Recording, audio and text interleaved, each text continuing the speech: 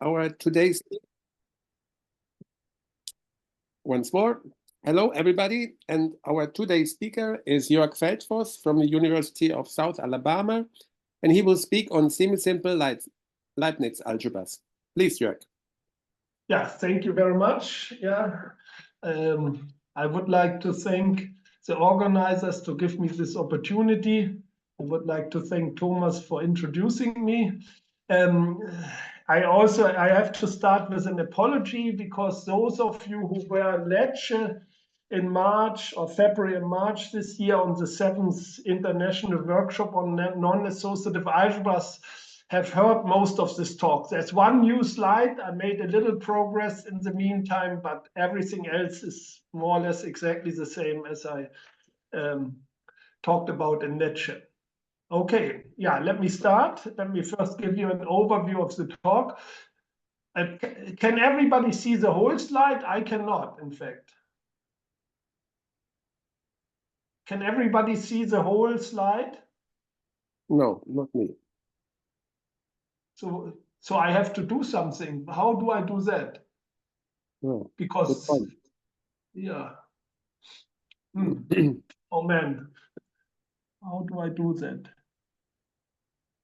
Maybe this? Yeah, try it. Does this help? But now it's blurry. Give it a minute. Yeah, okay, yeah. Yeah, now it's good. Yeah, sorry for that. I didn't give a talk on Zoom for a while. So that's the outline of my talk. Yeah, I will start very leisurely with all the definitions. So first I introduce briefly what a Leibniz algebra is and what the corresponding modules are. And then I will come to the new stuff after that.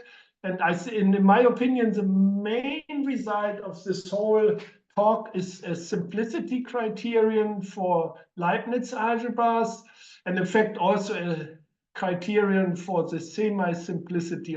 But this is much weaker than in some sense, as you will see later, than the simplicity criterion. And after I've explained this general framework, then I will outline how a classification of simple Leibniz algebras would proceed. In general, yeah, without any assumptions on the dimension or on the characteristic of the ground field. And after that, I will illustrate this procedure. Yeah, this is what is named structure theorems for finite dimensional Leibniz algebras of characteristic 0. Yeah, and there you have then very definite and precise results. And that's more or less the first part of the talk, or the second if the first section is the introduction. And then I will spend quite some time on applications, and at the end I will close with a few open questions. And some of them I could answer already, but you will see later. Okay, then let's start with the basic definitions. Yeah, so a Leibniz algebra is a generalization of a Lie algebra, and the difference is just that it's not anti-commutative. So you have two forms of Leibniz algebras, the left version and the right version.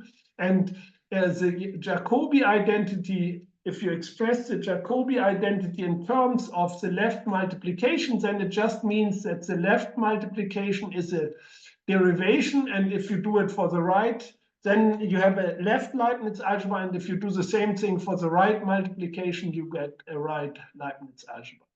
So it's just a non-anticommutative version of a Lie algebra, and these structures were introduced already long ago by a Russian mathematician named Bloch, 1965. And he, in fact, introduced also a cohomology theory, but he wrote two very short, in fact, 3 very short papers, I think of 3 or 4 pages at most, and just sketched what can be done. And then much later, 30 years later, Loday picked up this, and I'm not even sure he was aware of Bloch's work, and because his motivation was not to introduce a new structure, but he came to it via Hochschild cohomology and K-theory and so on. His motivation was much different. He wanted a non-symmetric cohomology theory, and then he observed that you don't have to restrict them to Lie algebras. You can, in fact, extend this cohomology theory, which he introduced, to this more general version, which he called Leibniz algebras. By the way, Leibniz, the name comes, of course, from the Leibniz product rule, right? I should have mentioned it, yeah. So, yeah, so that's the history. And then the Loday wrote quite some papers, some alone and some with Pirashvili, and worked on the cohomology theory and many other things. And then later, I think shortly later, the subject exploded because, of course, you can ask all the questions you can ask for Lie algebras, you can ask the same questions for Leibniz algebras, and some of these questions are relatively easy to answer because the proofs go through, and some are not. Yeah, and I think the more interesting questions are, of course, those that are not, you cannot answer in exactly the same way. And one of these questions is, in my opinion, this classification of simple and semi-simple Leibniz algebras. Okay, so a few technical terms that will show up in the remainder of the talk. Yeah, the Leibniz kernel, or what I call Leibniz kernel, is just the vector space spanned by the squares. Yeah, keep in mind, yeah, a Lie algebra is an algebra satisfying, of course, the Jacobi identity, and all the squares are 0. And so the Leibniz kernel measures exactly the deviation of a Leibniz algebra from being a Lie algebra. Then you have the usual center thing, but in contrary to Lie algebras, you have a left and a right center, and the intersection is then called the center. Yeah, and all these 3 or 4, if you want, gadgets have some nice properties. For example, the Leibniz kernel and all the kernels are ideals, yeah, and they are also abelian, and yeah, and they're also connected in some sense. The Leibniz kernel is contained in the left center, and yeah, keep in mind, I just consider left Leibniz algebras, otherwise it would be contained in the right center. Yeah, and a very important fact, I think, is if the Leibniz algebra is not trivial, not the 0 algebra, then the Leibniz kernel is a proper ideal. Yeah, and if it's not a Lie algebra, yeah, then it's non-zero. And yeah, and then the next thing you do, yeah, you divide out the kernel, and then you get a Lie algebra. And I like to call this the canonical Lie algebra associated to the Leibniz algebra, and sometimes some people call it also the Lieification. Yeah, and especially if you want to consider it as a functor from Leibniz algebras to Lie algebras over the same ground field, yeah, then you get a reflection functor, and this, in fact, is the left adjoint of the usual inclusion functor, because, as I mentioned, every Lie algebra is a Leibniz algebra. Yeah, but that's not so important. The thing that is important for the remainder of the talk is this associated canonical Lie algebra. Okay, yeah, maybe some examples. Yeah, of course, Lie algebras, but then also 2 examples that will show up later of a different kind. Yeah, the first is a nilpotent Leibniz algebra. This is which is left and right Leibniz, which in general is, of course, not the case. Yeah, and Friedrich observed that this is of Heisenberg type. Yeah, this is an analog of a maybe the smallest Heisenberg. Not maybe, it is the smallest Heisenberg Leibniz algebra, if you want. Yeah, and for this algebra, of course, there's a one-dimensional center, and all these 4 gadgets that I explained before coincide. Yeah, and okay, yeah, so that's a very nice algebra because you can use it often for counterexamples.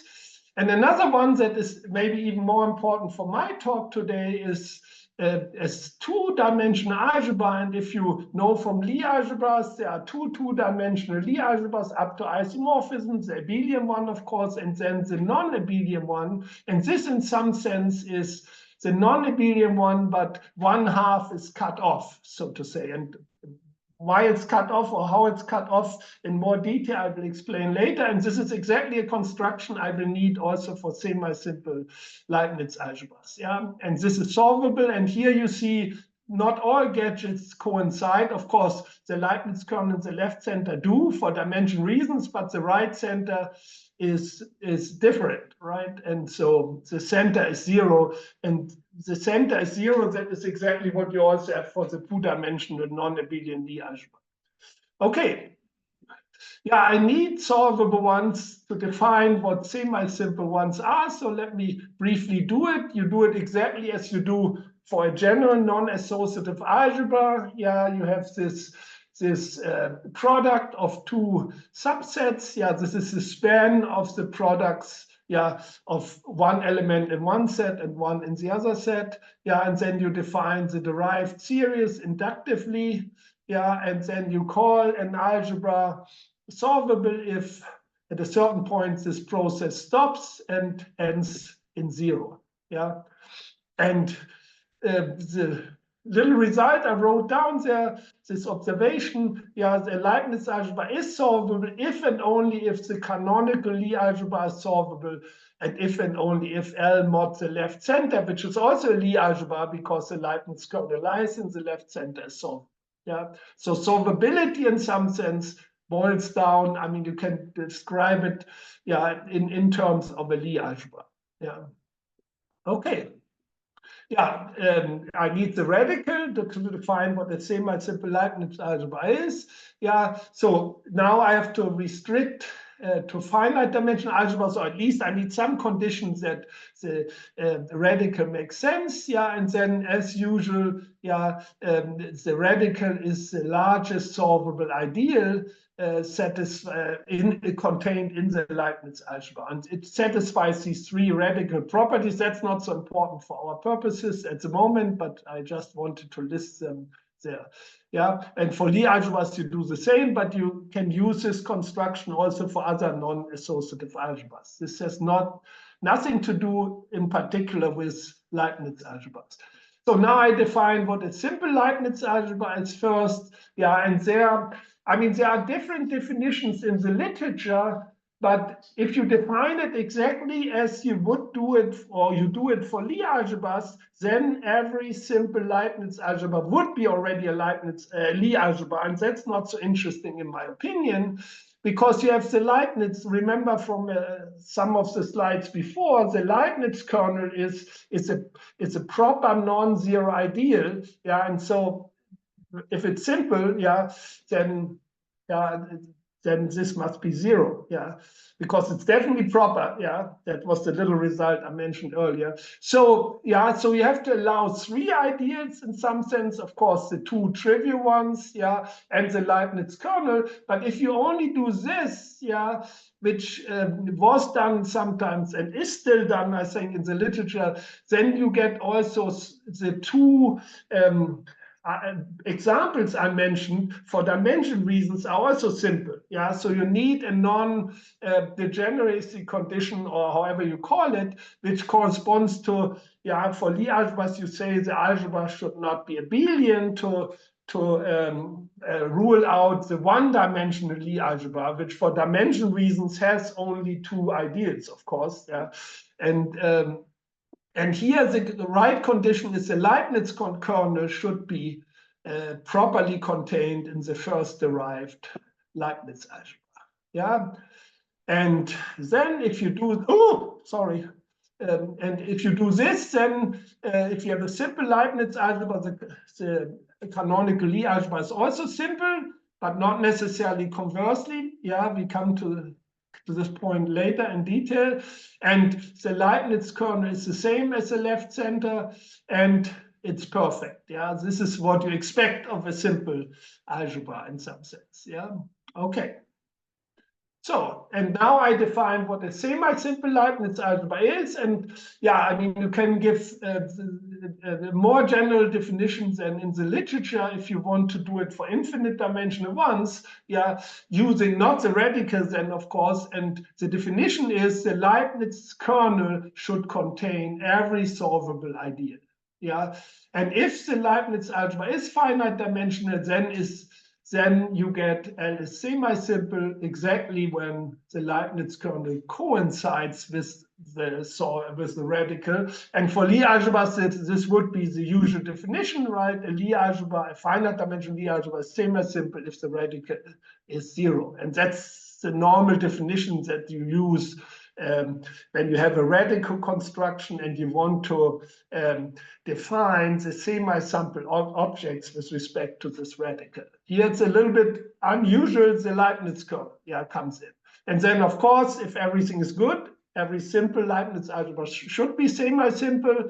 Yeah, that's what you should at least expect if these definitions should make sense. And then a Leibniz algebra, indeed, like the solvable ones before, and unlike the simple ones, can be characterized by the semi-simplicity of its canonical Lie algebra.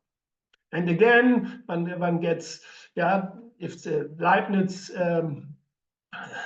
if it's semi-simple, then the Leibniz kernel coincides with the left center. Yeah. And we will say something about the right center later and the applications also and so on. Yeah, and again, like for Lie algebras, if you have a finite dimensional semi-simple Leibniz algebra and the field has characteristic 0, then it's perfect. Yeah, and for Lie algebras, you need the same two assumptions. Yeah, otherwise a semi-simple Leibniz algebra doesn't have to be perfect. Am I too fast or too slow? Is it okay?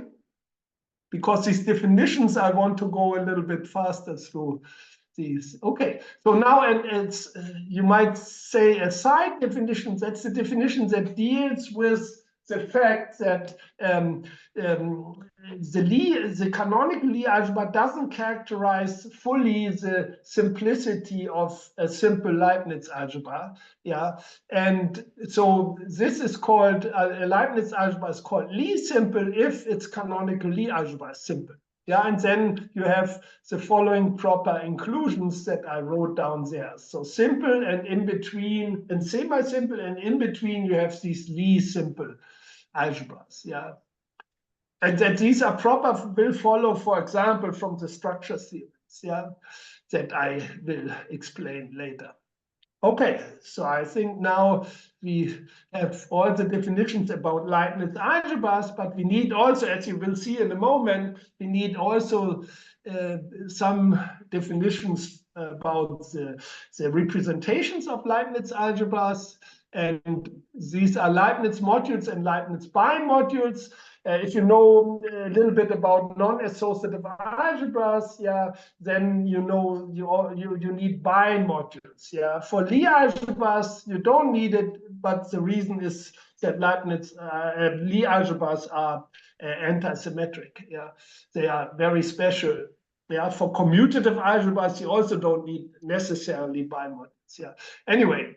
Yeah, so what is such a bimodule? Yeah, it's a vector space, of course, with two bilinear actions, one from the left and one from the right, and it satisfies the three conditions that I wrote down there. This notation is, of course, from Pirashvili, right? It somehow indicates that two elements are in the Leibniz algebra and one is in the bimodule, and then the order of the term that is described there. Yeah, okay.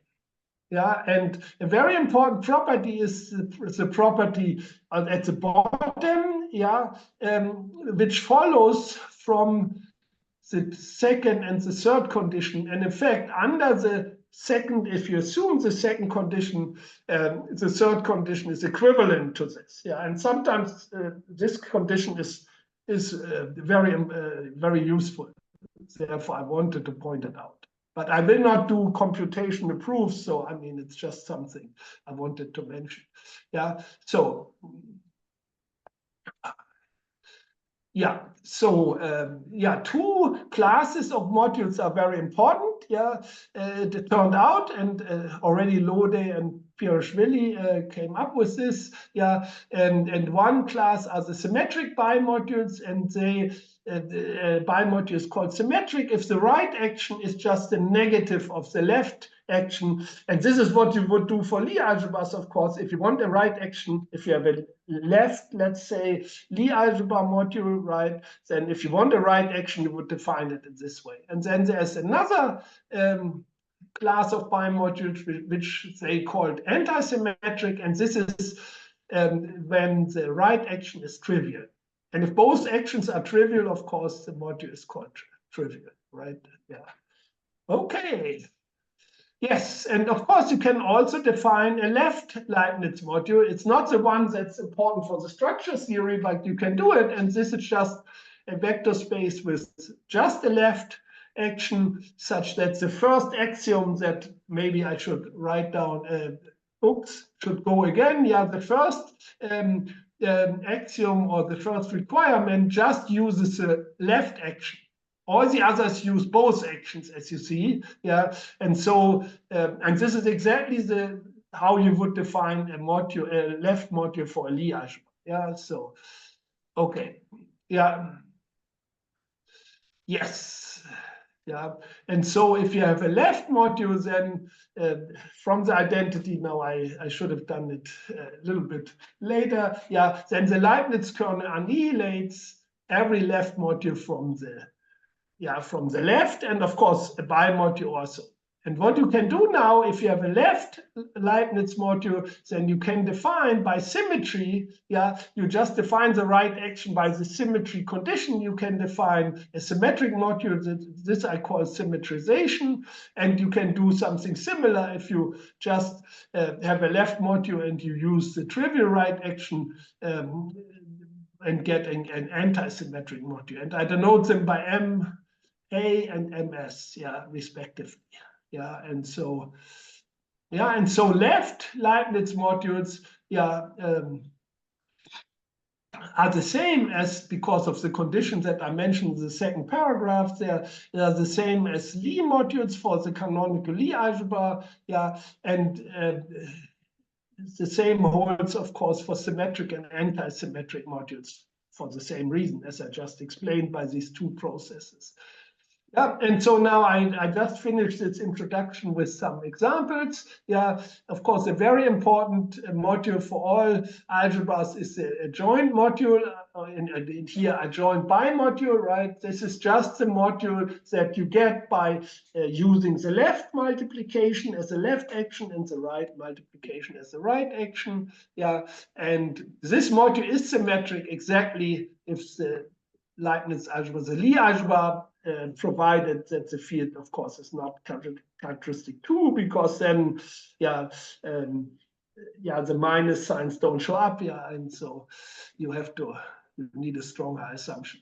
So, yeah, the Leibniz kernel itself is, of course, also a sub-bimodule of the adjoint bimodule. Yeah, it's an ideal, a two-sided ideal, and it's anti-symmetric. Yeah, this is exactly the property that I mentioned in the second paragraph on the previous slide.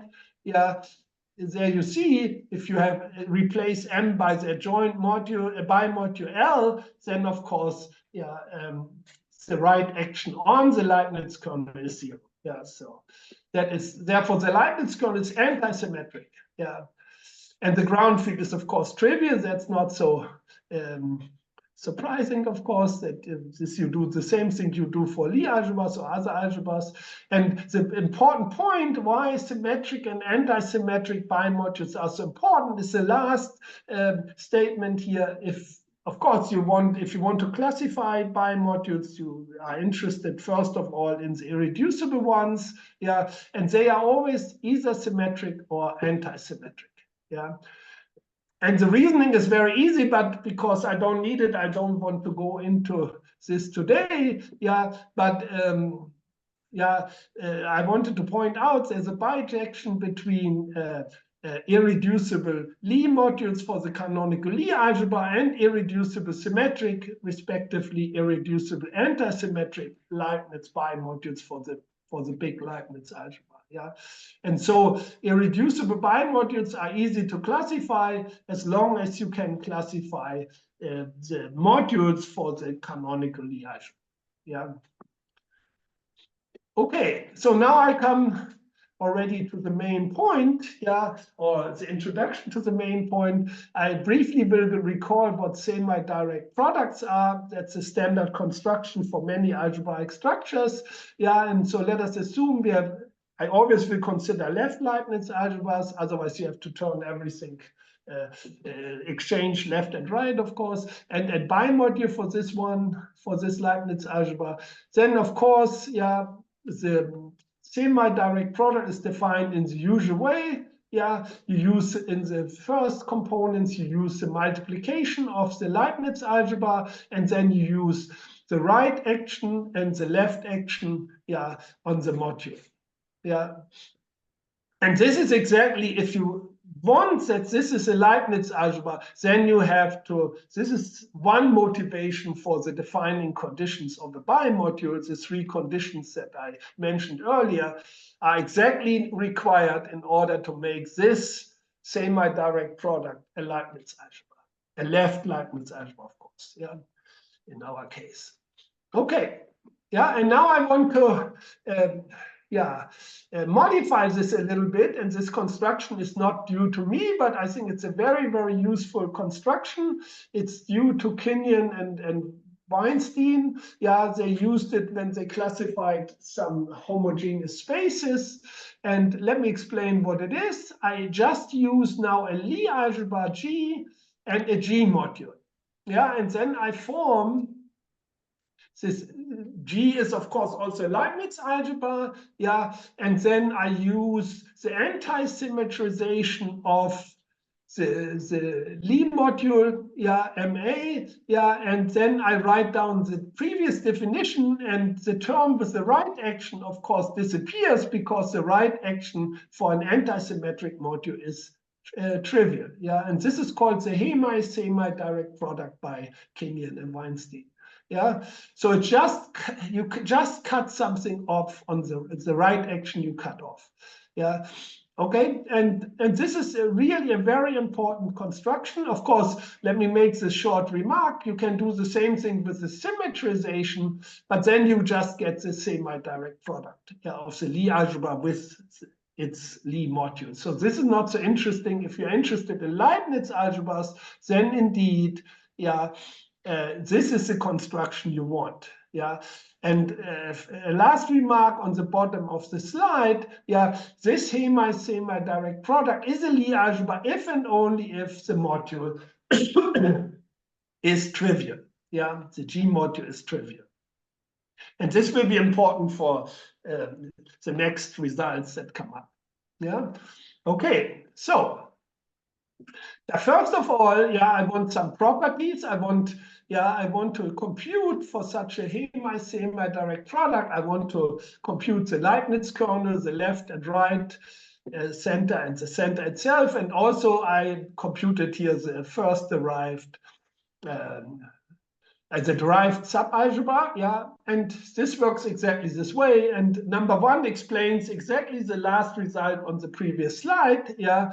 Because the hemi-semidirect product is a Lie algebra exactly if its Leibniz kernel vanishes, and by property one, the module must be trivial. Yeah. Anyway, yeah, I don't want to say much, but the main point for the details, or go into the details, but I just wanted to write this down, that this construction, you can compute everything very concretely in terms of the module and in terms of the some ingredients of the Lie algebra. This is more or less what I wanted to show you by doing this. Yeah, and of course, these results will be used later, yeah, but okay, so now some examples, yeah. And one example is the solvable one I had earlier. In fact, this is a hemi-semidirect product. And I mentioned earlier that, yeah, if you have the semi-direct product, you get the two-dimensional non-abelian Lie algebra. And this is just, so this is how you do the cutting cutting the right part off. Yeah. And another very important family of examples is the next one. You take SL2C, the simplest complex simple Lie algebra, and you take any simple module. Yeah, I denoted here by Ln, this modular representation theory notation. I'm sorry, but I'm so used to this. Yeah, so in every dimension you have exactly one simple irreducible SL2 module, right, which is characterized by the highest weight n and is n+1 dimensional. Yeah, and of course, yeah, you want n not equal to 0, because if n is 0, then it's the trivial module, and then of course you get just GL2. Yeah, and this is a Lie algebra. So, but if n is positive, then yeah, you can compute the Leibniz kernel, the left center, you get the module, right, and the right center, and then also the center of these algebras are all 0. Yeah, and indeed, yeah, the main point, all these algebras are simple, right, and that's what I am going to do now, a general simplicity criterion for Leibniz algebra, for hemi-semidirect products. Oh, I have some more examples in order to make it a little bit more interesting. The two-sided Witt algebra, yeah, and there you can do a similar construction. And yeah, I wrote down some graded modules for this Witt algebra, and then this German W alpha beta is a certain family of hemi-semidirect products of this two-sided Witt algebra. And many of them will be also simple, yeah, and by using the criterion that I will explain next, I think. Yeah, that's the criterion, which I think is the most important result in this whole paper. So you start with a Lie algebra. It can be any dimension. The ground field can be any characteristic and a module for this Lie algebra. And then you can exactly say when this hemi-semidirect product of this Lie algebra with this module is simple, namely if either G is simple, and no, sorry, not either. If G is simple, the Lie algebra is simple, or and either the module is 0, then you get a simple Lie algebra, of course, or M is a non-trivial irreducible G module. Yeah. And therefore, what I said earlier, for these SL2 Leibniz algebras, they're always simple. Yeah. If the highest weight is positive, otherwise, as I said, you get GL2, and GL2 is not simple, right? It's not a simple Lie algebra. And for the family of hemi-semidirect products that you obtain from the two-sided Witt algebra, you can also say exactly, yeah, the two-sided Witt algebra is simple, yeah, and then you just need to figure out, yeah, I mean, either, of course, as the module is 0, but these modules are never 0. The Lie algebra part is not contained in this, yeah, or version is not contained in this family. So you only have to check when these modules are non-trivial and irreducible. And by a result of Katz and Reiner, you can say this exactly. Yeah, either alpha is not an integer, or when alpha is an integer, beta should not be 0 and 1. Yeah, so and then you apply the criterion that I want to make some advertisement for. Okay, so how can you use this now to classify simple Leibniz algebras? Yeah. I recall the definition here, yeah, and yeah, you look at the short exact sequences, yeah, namely the short exact sequence that comes from the quotienting out the Leibniz kernel and obtaining the canonical Lie algebra. And this Lie algebra I call in this slide, and maybe also the next, G. Yeah, and then you have a short exact sequence, or an extension if you want. You represent L as an extension. Yeah, and yeah, we know G is a simple Lie algebra. That was the fact I mentioned at the beginning, right after the definition of simplicity, yeah, that the canonical Lie algebra of a simple Leibniz algebra is simple, yeah, and you can also prove that M is irreducible, yeah, and of course you can go around, go the other way by the simplicity criterion, yeah, and in this way you can construct then. And there are some details that I will explain on the next slide. All simple Leibniz algebras from the simple Lie algebras and the irreducible modules. Yeah. The only thing you have to do, you have to make sure that you only take non-trivial ones. And of course, there are some more technicalities coming in that I explain here a little bit. Yeah. So the first step is, yeah, if you want to construct or classify all finite dimensional ones, and you start with the finite dimensional simple Lie algebra. Otherwise, you start with any simple Lie algebra. That doesn't make any difference because the simplicity criterion doesn't care.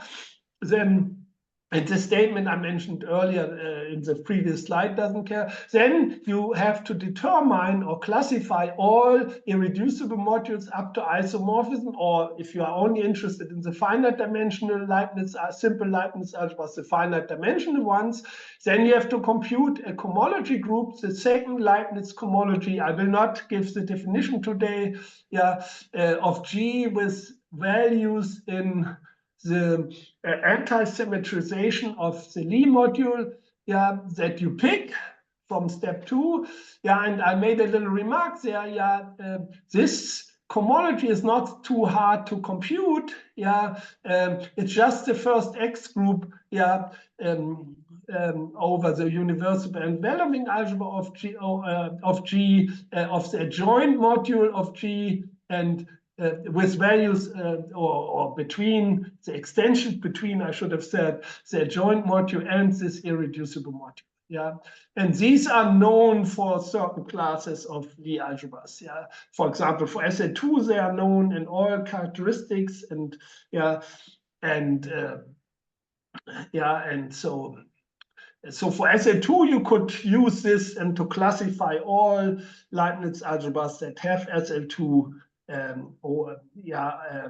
as a canonical Lie algebra. Of course, you might need algebraically closed ground field for the reason, otherwise you might have a hard time to classify all irreducible G modules. Yeah, but for example, over the complex numbers, this is known. Yeah, even the infinite dimensional ones.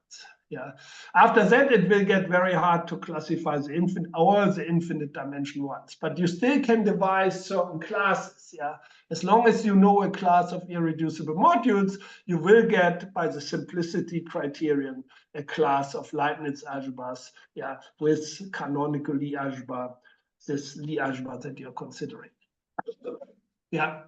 And of course, I made the remark there. I mean, yeah, the adjoint module of a simple Lie algebra is irreducible. Yeah, of course, for excuse me, for the bimodule would not be the case. So it's just an X group between irreducible modules, and so in characteristic P it would be part of the Gabriel quiver. Yeah, that is also known in many cases. Yeah, so that's something you can in principle do. Okay. Yeah, so now I want to illustrate this and make it a little bit more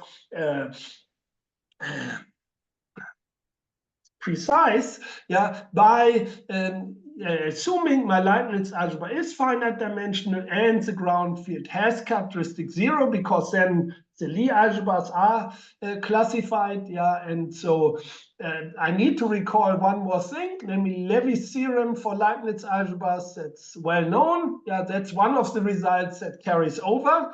Yeah. So if you have a finite dimensional semi-simple Leibniz algebra over a field in characteristic 0, then the short exact sequence that I had earlier, yeah, using the Leibniz kernel and the canonical Leibniz algebra, Lie algebra, sorry, splits. Yeah.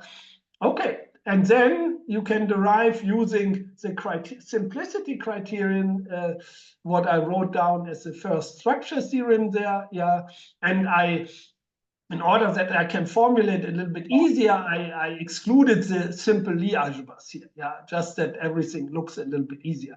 So yeah, so what is the classification? Yeah, so if you have a simple Leibniz algebra, finite dimensional and in characteristic 0 and not a Lie algebra, then you always have a simple Lie subalgebra such that L is the direct sum of this simple Lie algebra and the Leibniz kernel, which is a non-trivial, irreducible, anti-symmetric bimodule.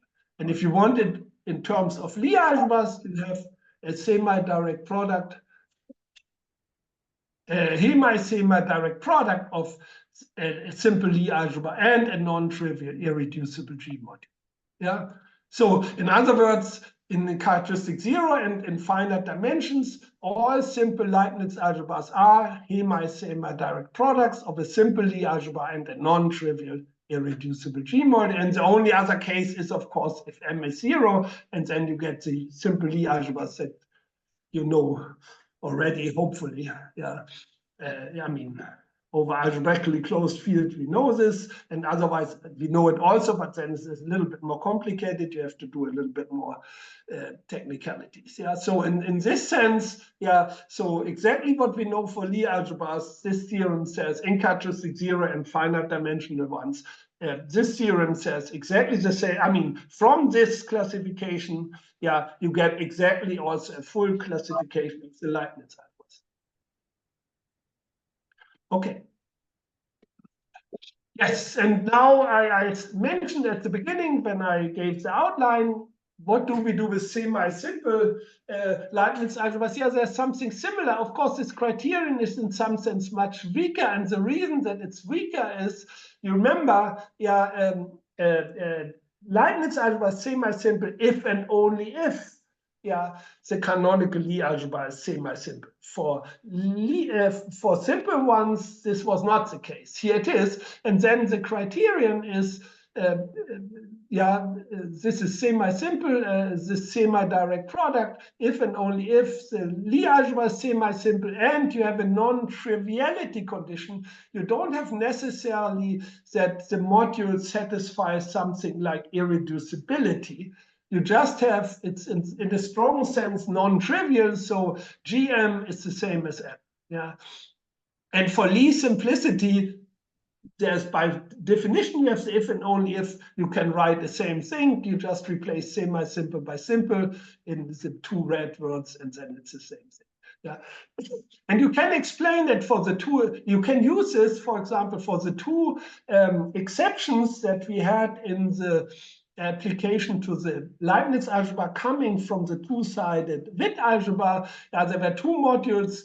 Yeah, I mean, there were more, but you remember alpha, the first guy should not be should be an integer. Yeah, but these modules are all isomorphic, so I just wrote 0 there. Yeah, you can write any integer and the same result is true. And then if you have this W00, then this is Lie simple. And if you have W01, the other exception in some sense, then it's not even semi-simple. Yeah, and the proof is relatively easy. I don't want, maybe because I might run out of time. Yeah, and the proof uses just this criterion. Yeah, and a very easy computation with the modules. Okay. Yes. Yeah. Yeah, I give now a proof of this easier semi-simplicity criterion. The proof of the simplicity criterion is quite long. Yeah, and so I thought this might not be good to do it in a talk. Yeah, but this I can give. It's very simple. Yeah, and I, in parentheses, is even the same proof for the Lie simplicity, but maybe that's confusing. So I first assume L, the semi-direct product, I call L now for simplicity, is semi-simple. Yeah, then M is, if you go back to the definition of the hemi-semidirect product, then M is an abelian ideal. And if it's semi-simple, abelian ideal is solvable, then it should be contained in the Leibniz kernel. The Leibniz kernel, remember this first condition in the properties of all these special subalgebras of a hemi-semidirect product is GM, and GM is contained in M, so they are the same. And then you immediately see that G is isomorphic, of course, to L mod n, and then this is exactly the canonical Lie algebra. Yeah, and so this is semi-simple. Yeah, okay. Yeah, because we started with the semi-simple Leibniz algebra. Yeah, and conversely, it's exactly the same thing. Maybe I skip this. Yeah, so this is very easy. Yeah, but it's still helpful. Yeah, and I think. Okay, so now, and what about the structure theorem, like the structure theorem 1 for simple algebras? Yeah, we need one more ingredient, yeah, namely Weyl's theorem on complete reducibility. Yeah, if you have a finite dimensional semi-simple Lie algebra and characteristic 0, then every finite dimensional module is completely reducible. And if you put this ingredient into the semi-simplicity criterion that I just explained, then you get a theorem, structure theorem, that's very similar to the one for the simple algebras. Yeah. The only difference is you have now a completely reducible anti-symmetric S bimodule for the Levi subalgebra, what do I say?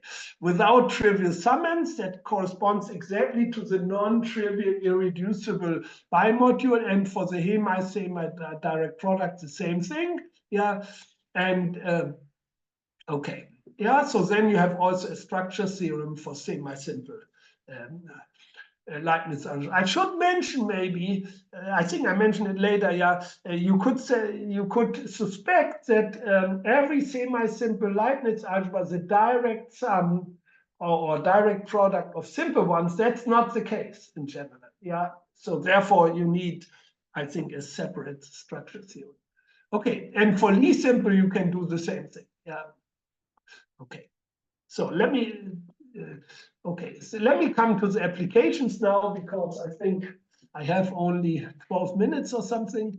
Yeah, so yeah, one application is that semi-simple non-Lie Leibniz algebras, finite dimensional ones, so the ones satisfying the structure theorem number 2 are Z2 graded. Yeah, yeah, and indeed they are Leibniz superalgebras.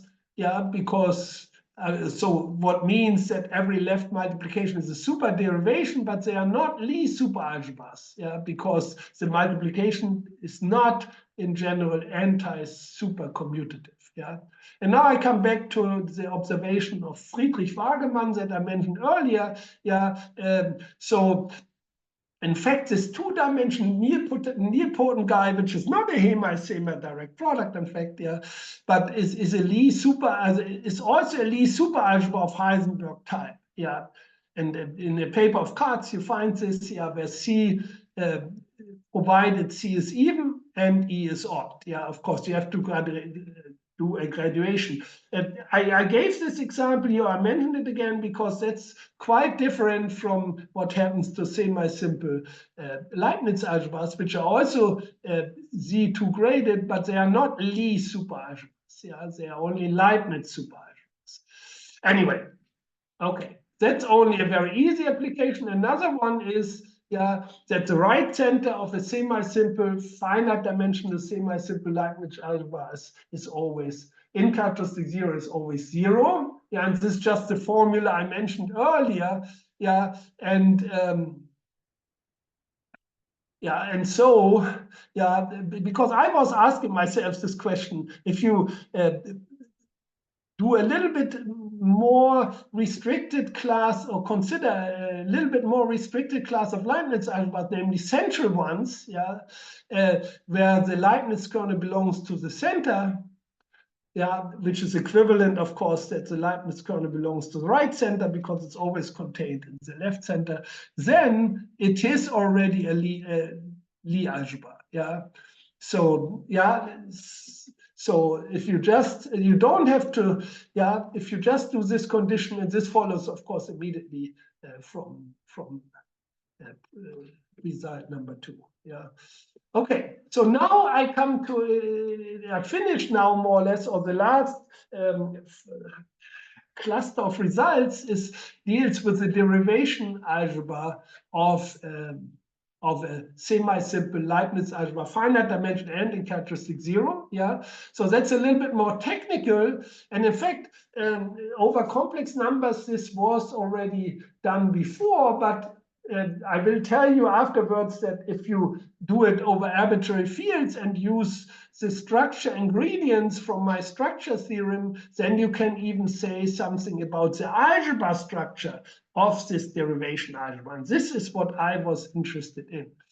So how do you do it? Yeah, of course, a semi-simple Leibniz algebra is by Levy's theorem already this S plus the Leibniz kernel, and S is the Levy subalgebra. Yeah, this is a Lie algebra, so indeed it is a direct sum of pairwise non-isomorphic simple ideals, and of course you have multiplicities, and the same for the Leibniz kernel as a module, right? You can decompose it because it's completely reducible. You can decompose it into a direct sum of pairwise non-isomorphic irreducible submodules for the Levy subalgebra. And if you put all this in, then by some computations and Schur's lemma and whatever, then you can write as a vector space, you can write down the derivation algebra.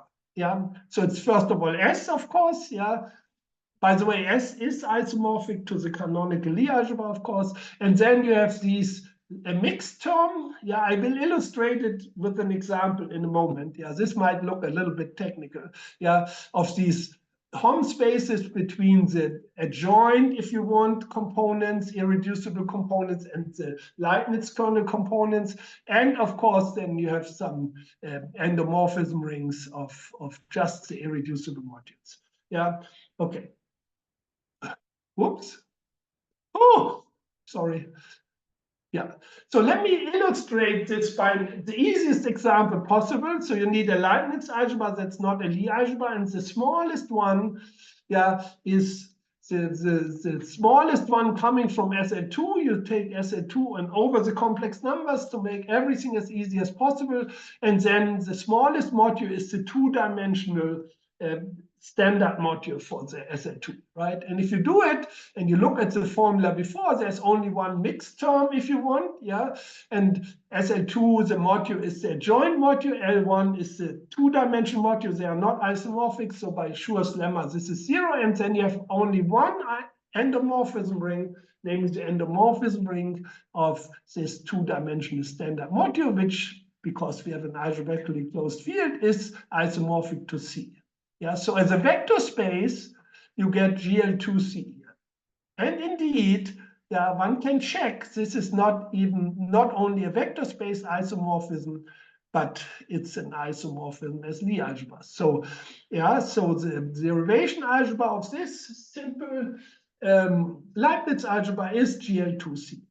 And this and the remainder of the last couple of minutes is how can you generalize it in general? For a general Leibniz algebra. And first, let me recall a classical result of Gerhard Hochschild. This result he proved in his PhD thesis, I think.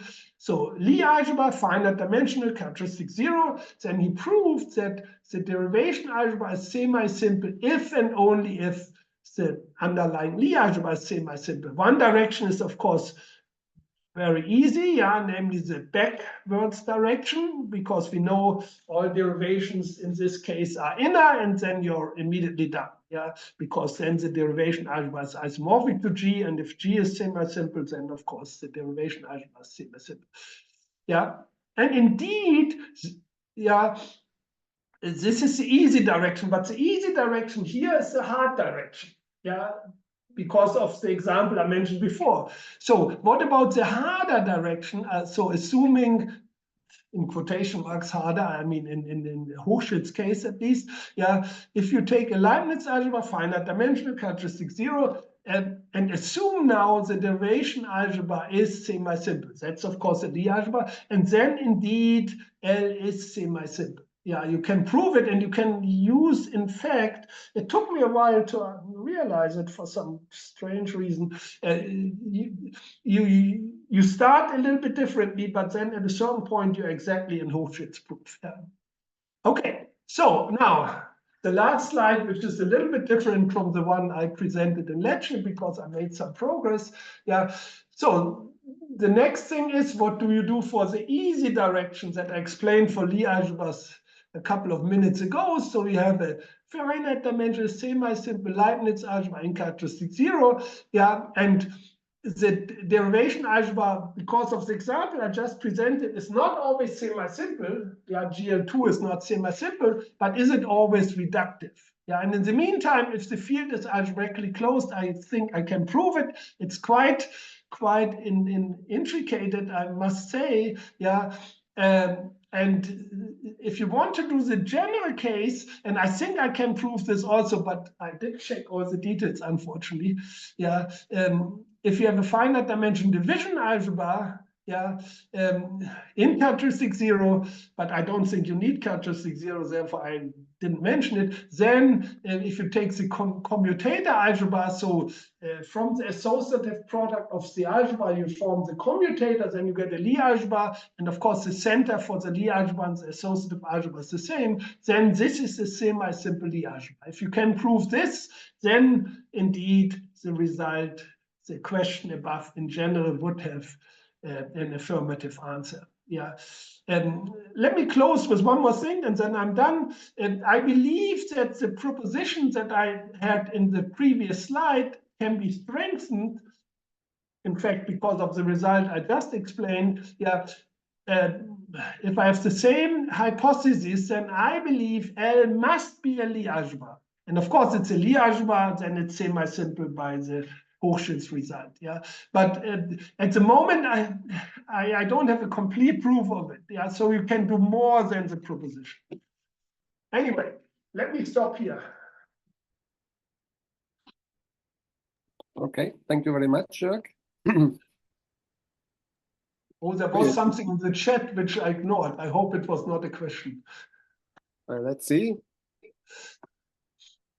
Well, this is not coming up for me. Oh, yeah, now it's coming, I think. Oops. What did I do? No, I did it.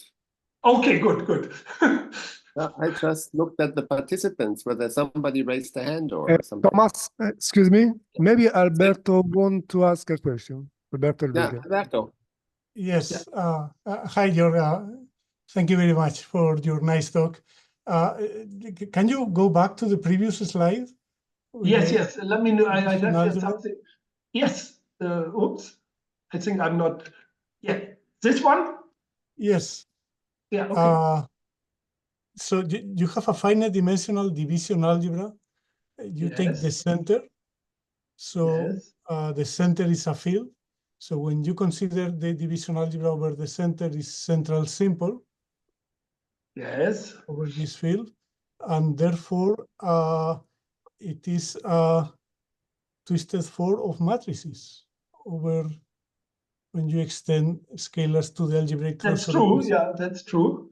And then what you get is you are dividing by the center. So what you get is a twisted form of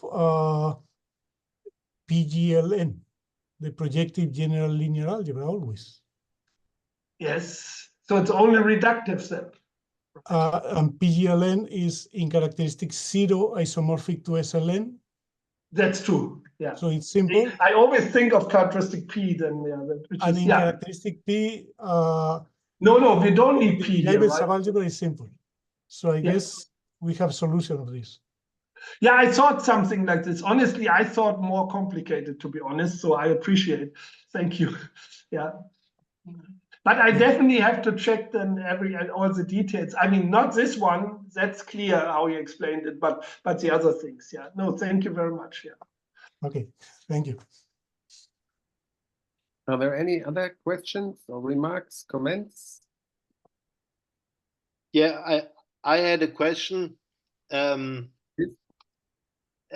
Actually, you presented a classification of semi-simple Leibniz algebras to us, so it's maybe not interesting, but let me ask my question anyway. Yes, so for semi-simple Lie algebras, you have this classification going via Cartan subalgebras and roots and then Dinkin diagrams and all that stuff. And so up to which extent you can make this work for semi-simple Leibniz algebras? In some sense, one would think this module should go into the Cartan subalgebra maybe, and then you have more roots and maybe more interesting Dinkin diagrams or something like that. That's a very good question, but let us first assume, to make it simple, that we use just complex numbers, right? I mean, the classification for Lie algebras also. So how does it go? Indeed, it goes exactly as you said, but the second ingredient, I mean, first you need the classification of this. Let us just do it for simple ones, at the moment, also to make it as easy as possible. So then the simple Lie algebras are classified exactly as you said in terms of these roots. But the second ingredient here you need are the irreducible modules, right? And they are classified by highest weights, which in some sense is also, I mean, roots are also in some sense highest weight. I mean, or not highest, they are weights, right? I mean, as you said, it's a weight-space decomposition with respect to the Cartan subalgebra. And the weights for the module also with respect to the Cartan subalgebra. You cannot put it into this Lie algebra framework. You have to treat the modules separately, or I just went ahead and I never considered this question, to be honest. But I don't know whether can. But I would think. I have no idea, honestly, but it's both is with respect to the Cartan subalgebra and the same Cartan subalgebra, of course, right? But I don't know, for modules, normally you don't write something down like Dinkin diagrams, because the classification is in terms, therefore I mentioned this highest weight, right? The highest weight determines the module up to isomorphism, right? There's only one guy, And for the Lie algebras, you need, of course, I mean, you need the Dinkin diagram because you need the roots, right? And how the roots are. And for modules, it's much easier, which in some sense is also not so surprising, because here, as an algebra, the module is abelian, right? I mean, it's a very easy algebra structure. But I would think what you would do then, if you want to classify, you would put the Dinkin diagram and the highest weight, right? But that's not a graph, of course. Or the root system and the highest weight of the module, right? These are the two invariants that would give you a specific simple Lie algebra with a specific irreducible module, right? But that's not a diagram, of course. Okay.